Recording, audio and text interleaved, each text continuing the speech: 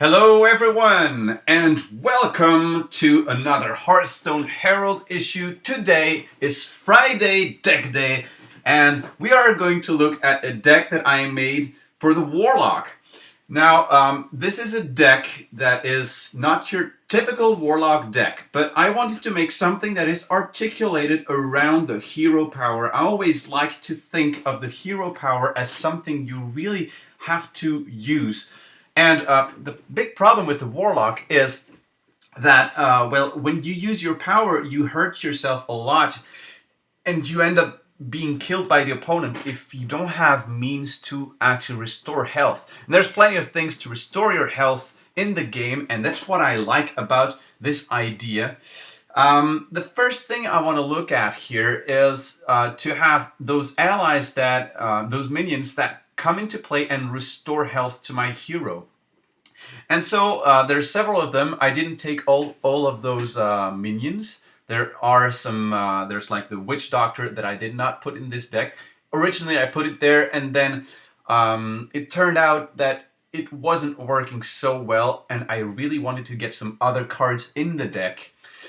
So let's look at this. There's Priestess of Eluni, that's a 6 cost with a battle cry, restore 4 health to my hero. There's the Dark Scale Healer that restores 2 health to all friendly characters. There's the Earthen Ring Farseer, which I think it's a very good card because it's a 3/3 for 3, and actually the restore 3 health is kind of is good. I think it's very interesting to play this, especially in a Warlock deck. I think a lot of Warlocks will want to play the Farseer because it does not have bad stats for 3/3. So it's not like, okay, if you look at the Priestess of Eluni and the Dark Scale Healer, they're a little bit lesser in that regard compared to the Farseer, because the Farseer has more of a standard amount of attack and defense for its cost, whereas the two others, the Priestess and the Dark Scale Healer, is more specifically the Priestess. She's less versatile, but she restores 4 health. It's only to your hero, where the Farseer can actually restore health to your minions if the need arises. And the Dark Scale Hero is kind of in between. It's a good card. I think I like the fact that it has 5 health. It has good survivability. But okay, so these are the cards that are going to heal us. And then we also have Drain Life. As I've talked about it earlier, Drain Life is not a huge card. But I think that in this deck it makes perfect sense because I want to be able to heal myself. I'm not sure if it's interesting. I probably should toy around, and you probably should too, to see if it really fits here or if you could probably put something else instead. But as of now, I found it useful in many cases. Not, of course, it costs too much. I think it really should cost 2, but that's another story. For dealing with minions on the opposing field, as you can see, I don't have a lot of spells. I only have 8 spells, which are those 2 Drain Lives, the 2 Siphon Souls, the 2 Shadow Bolts, and the 2 Demon Fires. So one of the things this deck lacks, and it's one of its weaknesses, is a way to is a mass removal spell, or any means to do a mass removal. So one idea could be to put an Abomination in the deck. Not sure though if it really fits in with the minions that I'm playing, because most of the time I want to have board position, a lot of things on the board.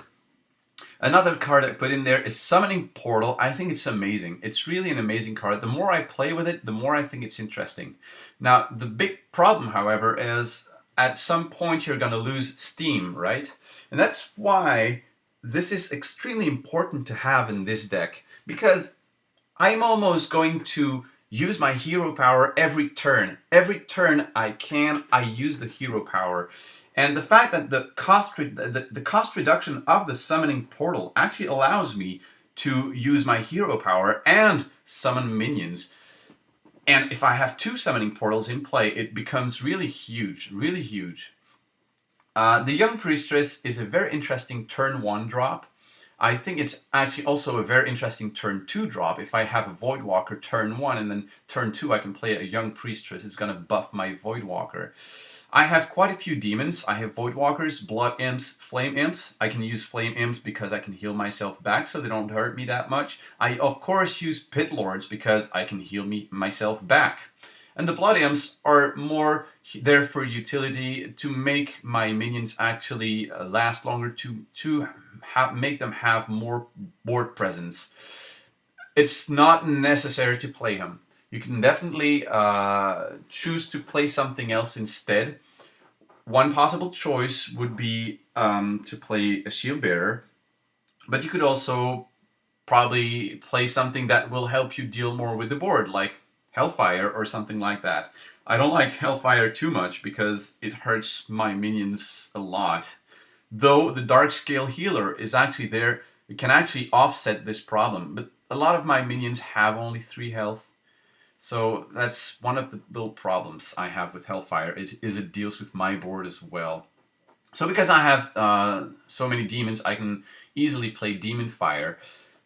A lot of times I actually end up using it to deal 2 damage more than I end up using it to buff things. But it's always good to have Demon Fire in hand, and then you manage to play a Pit Lord and it stays on the board, then it's really interesting to buff him, of course. I would not buff a Pit Lord right away. I would only buff him before attacking.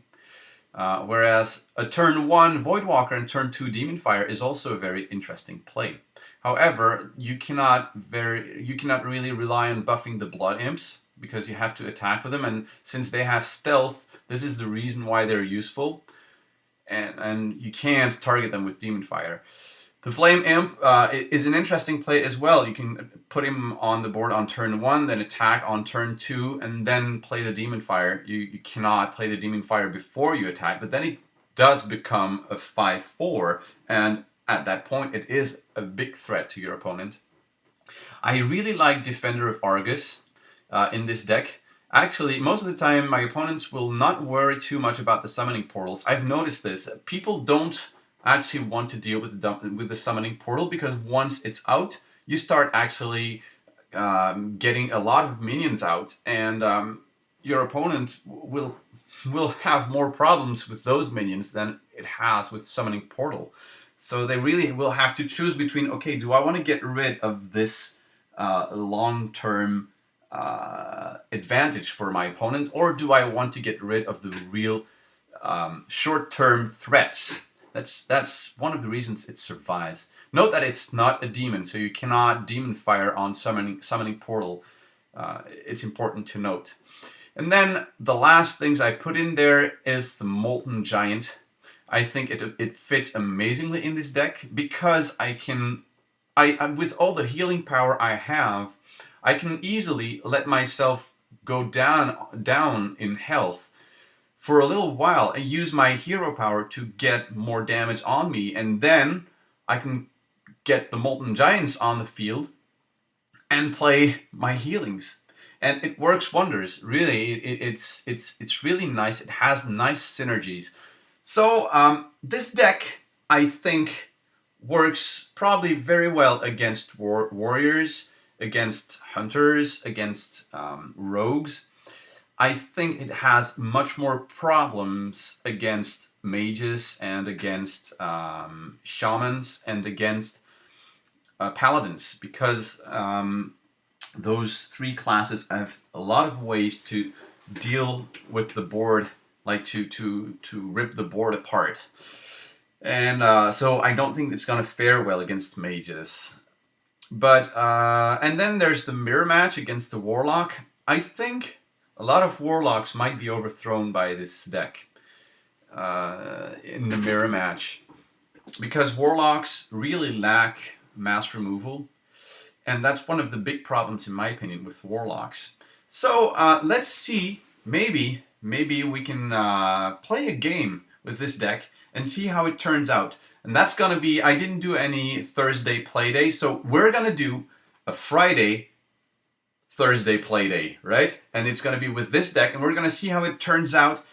I hope my comments are gonna be cool. Oh yeah, sorry about me not showing my face this time. The thing is, I used Ustream Producer, but the output of the screencast is horrible. The quality is really bad. It's like, I don't know what resolution, but everything was pixelized, and I didn't like it. I didn't like it. I didn't like the results at all.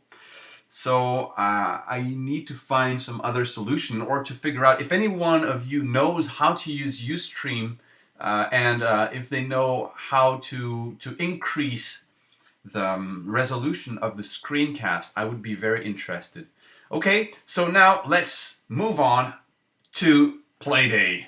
Thank you for watching this. I'm gonna move to Playday. I'm gonna stop this video, and if you want to see Playday, it's gonna be in the link right below. Okay, thank you. And now I gotta shut down QuickTime. Oh no, this is the wrong thing. Bye bye.